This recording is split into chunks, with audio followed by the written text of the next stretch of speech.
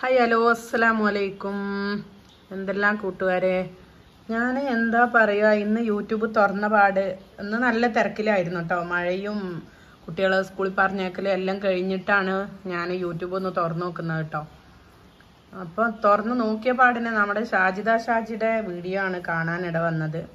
കണ്ണൂർ വിസ്മയ പാർക്കിൽ പോയിട്ടുള്ള വിസ്മയ പാർക്കൊക്കെ ഞാൻ മായിൽ വന്നിട്ട് നമ്മളെ കല്യാണം കഴിഞ്ഞ പാടൊക്കെ പോയിരുന്ന ഒരു പാർക്കാണ്. ഇത്രമാത്രം എടുത്ത് പറയാനൊന്നുമില്ല അതില്. പിന്നെ നല്ല പാർക്കൊക്കെ തന്നെയാണ്. പക്ഷെങ്കില് ഒരു ഒരു എന്താ പറയാ, പാർക്കിൽ പോയി എന്ന് വിചാരിച്ചിട്ട് അത് പബ്ലിക്കായിട്ട് നമ്മള് ഒരു മുസ്ലിം പെൺകുട്ടി ഇത്തരത്തിൽ ഇങ്ങനെ വന്നു കഴിഞ്ഞാൽ സോഷ്യൽ മീഡിയയിൽ വന്നു കഴിഞ്ഞാല് ആൾക്കാർ പലതും പറയും എന്നുള്ളത് അവൾക്കറിയാം. എന്നിട്ടും എല്ലാവരും പറയട്ടെ എന്ന് വിചാരിച്ചിട്ട് തന്നെയാണ്, റീച്ചിന് വേണ്ടിയിട്ടാണെന്നാണ് എനിക്ക് തോന്നുന്നത്. പിന്നെ തലയിലുള്ള തട്ടം പോയി അവളുടെ ആ ഒരു കോലം കാണുമ്പോൾ ദേഷ്യത്തിന് പകരം എനിക്ക് എന്തെല്ലോ സങ്കടമാണ് കേട്ടോ സത്യം പറഞ്ഞാൽ തോന്നുന്നത്. തലയിലെ തട്ടയില്ല, കാല് കാണിച്ചിട്ട് നമ്മുടെ ഔറത്ത് ഫുള്ളായിട്ട് എത്ര പേര് കണ്ടു. ഇനിയിപ്പോൾ ഞാൻ പറയുന്നത് ഡിലേറ്റ് ആക്കി കഴിഞ്ഞാലും ഓരോരുത്തരുടെ ഫോണിൽ അത് സേവ് ആയിരിക്കും അല്ലേ. ഒന്നുമില്ലെങ്കിൽ വീഡിയോ റെക്കോർഡ് ആക്കിയിട്ടെങ്കിലും ഓരോരുത്തർ വെച്ചിട്ടുണ്ടാകും. ഭർത്താവ് മരിച്ചിട്ട് 1-2 വർഷമായിട്ടാണല്ലോ. എങ്ങനെ ഇതിനൊക്കെ സാധിക്കുന്നു എന്നുള്ളതാണ് ചോദ്യം വരുന്നത്. എല്ലാവരും അതാണ് പറയുന്നത്. കുഞ്ഞു മക്കളെ അവിടെ ഇട്ടിട്ട് പ്രൊമോഷന്റെ കാര്യവും പറഞ്ഞിട്ട് ഇങ്ങനെ നടക്കുമ്പോൾ എല്ലാവരും ഒരുവിധപ്പെട്ട യൂട്യൂബേഴ്സ് പ്രൊമോഷൻ ചെയ്യുന്നുണ്ട്. പക്ഷെ അത് മാന്യമായിട്ട് നല്ല രീതിയിലാണ് ചെയ്യുന്നത്. ഇത്തരത്തിലുള്ളൊരു പ്രൊമോഷൻ ഞാൻ കണ്ടിട്ടില്ല. ഇത് നമ്മൾ പറയാറില്ലേ, അഹങ്കരിച്ചിട്ട് ഇല്ലാണ്ടാവാനുള്ളൊരു അഹങ്കാരാണെന്ന്. എനിക്കതാണ് പേടി തോന്നുന്നത്. ഇതിനു മുമ്പേ ഞാൻ സപ്പോർട്ട് ചെയ്തിട്ടും നല്ല രീതിയിലൊക്കെ ഞാൻ വീഡിയോസ് ഇട്ടിട്ടുണ്ടായിരുന്നു ഷാജിദാനെ കുറിച്ചിട്ട്. പക്ഷെ നമ്മള് അനുകൂലിക്കുന്നവരെ വരെ തള്ളി പറഞ്ഞുകൊണ്ടാണ് അവളുടെ പോക്കല്ലേ. അപ്പൊ എത്രത്തോളം ഇത് മുമ്പോട്ട് ഇങ്ങനെ പോകും, അല്ലെങ്കിൽ ഇതിന്റെ നാശം എന്താണ് എന്നുള്ളത് ഇവളെന്താണ് ഗൗരവമായിട്ട് ചിന്തിക്കാത്തത്? അരിയത്ത് വേറെ ഒരുത്തൻ കുത്തിരിക്കുന്നുണ്ട്, നമ്മൾ അതിനെ പറ്റിയിട്ടൊന്നും നമ്മൾ സംസാരിക്കുന്നില്ല. ഏതൊരുത്തനായാലും എന്തായി കഴിഞ്ഞാലും അത് അവളുടെ പേഴ്സണൽ കാര്യമാണ് അല്ലെ. പക്ഷെ പബ്ലിക്കിന്റെ മുമ്പിൽ വരാനുള്ള ഒരു എന്താ അതിന് പറയാ, ഉളുപ്പ് ലേശം കുറച്ചെങ്കിലും ഒരു ഉളുപ്പ് വേണ്ടേ. നമ്മളെല്ലാം തികഞ്ഞവരൊന്നും അല്ല, എന്നാലും കൂടിയിട്ട് തെറ്റ് പറ്റാത്തവരായിട്ട് ആരും ഉണ്ടാവില്ല. പക്ഷെ തെറ്റാണെന്ന് മറ്റുള്ളവർ ചൂണ്ടിക്കാണിക്കുമ്പോൾ ആ തെറ്റ് പിന്നെ ആവർത്തിക്കാതെ നല്ല രീതിയിൽ ജീവിച്ചിട്ട് മക്കൾക്ക് വേണ്ടിയിട്ട് ജീവിച്ചിട്ട് മുന്നോട്ട് പോകണം. അല്ല വേറെ കല്യാണം കഴിക്കുന്നതാണെങ്കിൽ അതിനും വിയോജിപ്പൊന്നുമില്ലല്ലോ. നല്ലൊരാളെ കണ്ടെത്തിയിട്ട് നല്ലൊരു കല്യാണം കഴിച്ച് നല്ല രീതിയിൽ പോകുന്നാണെങ്കിലും കുഴപ്പമില്ല അല്ലേ. ഇതല്ലല്ലോ. മാലോകരെ കൊണ്ടെല്ലാം പറയിപ്പിച്ചിട്ട് അവള് കുറെ റീച്ച് ഉണ്ടാക്കിയിട്ട് കുറെ പണം ഉണ്ടാക്കിയിട്ട്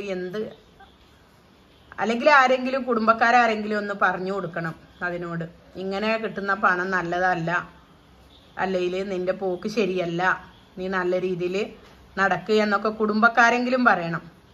അതെങ്ങനെയാ സ്വന്തം ഉമ്മാനെ വരെ പുറത്താക്കിയിട്ടുള്ളത്.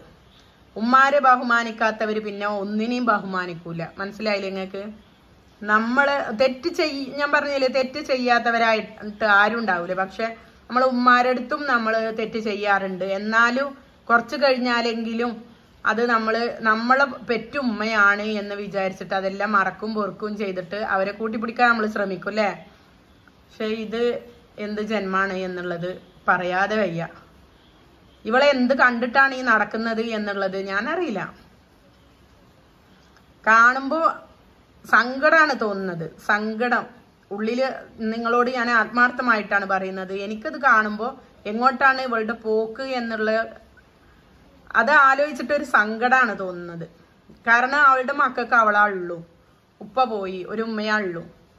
അപ്പൊ അത് മനസ്സിലാക്കിയിട്ട് ഇങ്ങനെ അഴിഞ്ഞാടിയിട്ട് കിട്ടുന്ന പണം കൊണ്ടല്ല മക്കളെ നോക്കേണ്ടതല്ലേ.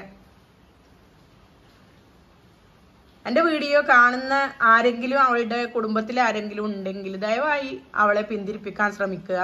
നല്ല രീതിയിൽ അവളോട് നടക്കാൻ പറയുക. അത്രേ എനിക്കതിലൂടെ നിങ്ങളോട് പറഞ്ഞു തരാനുള്ളൂ. മനുഷ്യന്മാരുടെ അടുത്താണ് തെറ്റ് പറ്റുക എന്ന് അള്ളാഹു പറഞ്ഞിട്ടുണ്ട്.